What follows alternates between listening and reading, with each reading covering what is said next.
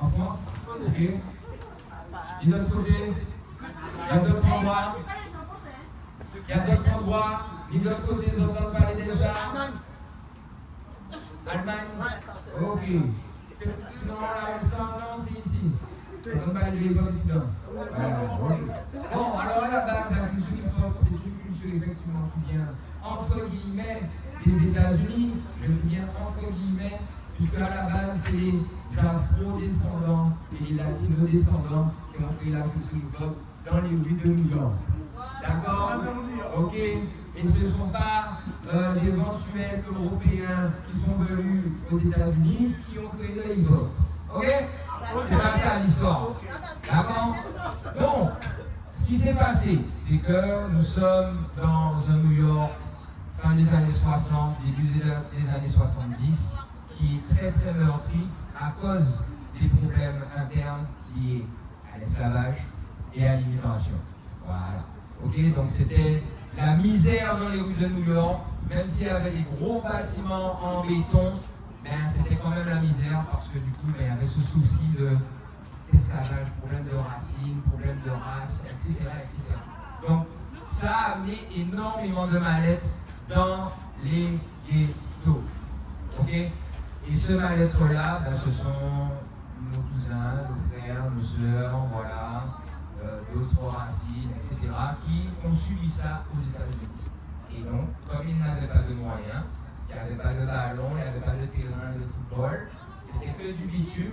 Eh bien, l'idée c'était de se servir de ce qu'on avait hérité de nos familles pour voir comment on vivait, tout simplement, au jour le jour.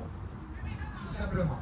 Donc, on avait des individus qui aimaient faire de la musique, qui aiment chanter, qui aiment donner de la voix. On avait des individus qui aimaient taper sur des trucs.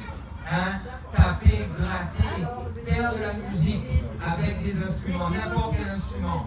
On a eu des danseurs. Hein? Des danseurs, c'est qui faisaient bouger en fait quand ils entendaient la musique. Oui. On a eu des peintres, ceux qui aimaient dessiner ceux qu'ils voyaient, dessiner sur un mur, ceux qu'ils voyaient. Non, ils ne sont pas reconvertis. Hein. Chacun trouve ce qu'il aime et exécute ce qu'il aime. S'il y en a un qui aime chanter, eh bien sa voix c'est la chanson. S'il y en a un qui aime danser, sa voix c'est la danse, etc., etc. Et c'est entre nous qu'on se valorise. Ok? Ça veut dire que c'est toi, tu sais faire quelque chose avec ton corps et c'est impressionnant. On va te dire, oui, continue.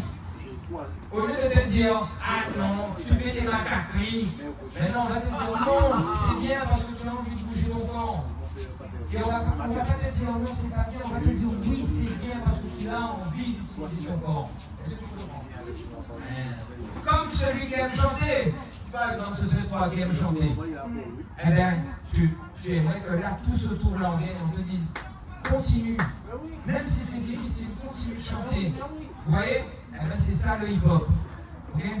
Le hip-hop, c'est entre nous. Et c'est entre nous, on se valorise sur ce que chacun sait faire de mieux. Tout simplement. Ok? Je continue. Donc, du coup, on est fin des années 70. On rentre dans une ère un petit peu plus moderne. Donc, qu'est-ce qui se passe? On a quoi? On a de la musique électronique, on a des radios, on a des cassettes, on a des grands CD, je ne sais pas si vous vous rappelez, des grands CD, les vinyles, on a les vinyles, etc., etc. Donc on a une musique qui s'éloigne un petit peu des racines, tambour, percussion, les instruments même, et qui commence à rentrer dans quelque chose d'électronique avec les ordinateurs, et les télés, etc., etc. Donc, qu'est-ce qui se passe? Eh bien, nos jeunes, à ce moment-là, utilisent le matériel qu'ils ont. Donc, ils ont accès à des platines, eh bien, ils vont jouer avec des CD pour faire de la musique. Il y en a qui ont accès à des petites sonos, eh bien, ils vont brancher les sonos entre elles pour faire une grosse sono, pour faire un événement dans la rue. Et pour inviter tout le monde à venir danser, à venir s'amuser. Ben, ça revient à là où vous tambouiller la radio, nous avons les roses, nous avons une contrée en la rue là, c'est la même chose. Hein? C'est le même principe. C'est le même principe. Et ça, c'est ancestral. ancestral, c'est historique et il faut le conserver. Ok? Toujours garder ce côté racine, même s'il y a une évolution, même si effectivement on a l'impression que c'est pas pareil que nos affaires, mais en réalité ça a le même fond, c'est pareil. Et c'est à chacun de choisir comment il a envie de le vivre. Donc si tu as envie de rester dans ta culture Broca, tu restes dans ta culture Broca. Si tu as envie d'être dans la culture hip-hop parce que tu préfères l'énergie de la culture hip-hop, ben tu rentres dans la culture hip-hop. Mais il n'y a pas de comparaison à faire. Okay? Au contraire, il y a plutôt à se rassembler et plutôt essayer de voir comment on combine les énergies, même si elles sont différentes et de temporalités différentes, de générations différentes. Le but c'est de les combiner pour les valoriser. C'est pas de les laisser dans un coin et de dire ouais mais non mais moi j'ai jamais compris pourquoi ils tombent sur leur tête. Hein. Mais par contre, lorsque vous arrivez en Afrique et que vous rencontrez des villages où ils ont gardé des disciplines ancestrales, et c'était de bouger le corps, et ouais, de se tourner dans tous les sens, d'être souple, etc., etc. Et ouais, on revient au même. Donc à un moment donné, c'est de comprendre où est notre force. Notre force, c'est de relier le spirituel, l'âme, l'esprit là, avec Ola. Puis nous avons créé un équilibre, puis nous qui bien, puis nous qui peut développer, puis nous qui peut créer. La création là, comme on dit, ok, ou en lien, l'esprit là, ou en lien. Si vous pas en lien, vous ne pouvez créer rien. Essayez. Voilà. Est-ce que ça va pour tout le monde? Donc fondamentalement, la culture hip-hop, c'est tout simplement la culture afro, la culture latino, la culture des minorités, la culture entre nous-mêmes. Nous avons valorisé nous avons nos forces. Ok? Et nous avons vivre. Est-ce que ça va? C'est bon?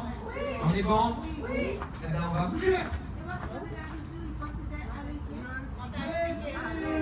Et il faut se savoir que les Afro qui étaient ici New York, c'est mon Caraïbes. Essentiellement, c'est mon Caraïbes qui était qu'à voyager, qui était qu'à prendre bateau. À l'époque, pas de avion, pas de évidemment, c'était bateau, c'était pirate. Mais oui, vous comprenez toujours des avions, mais non, mon ami.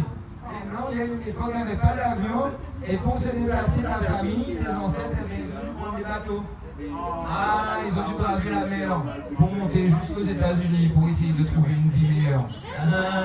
C'est une vie qui est basée sur le principe de prendre des risques pour obtenir mieux. Ok? Si vous n'avez pas envie de prendre un risque pour y mieux, bon, eh bien, on va bouger un petit peu, on va se remettre debout. Je vais vous mettre un petit peu de musique, un petit peu de musique qui bouge. Aïe aïe aïe, you. On y va.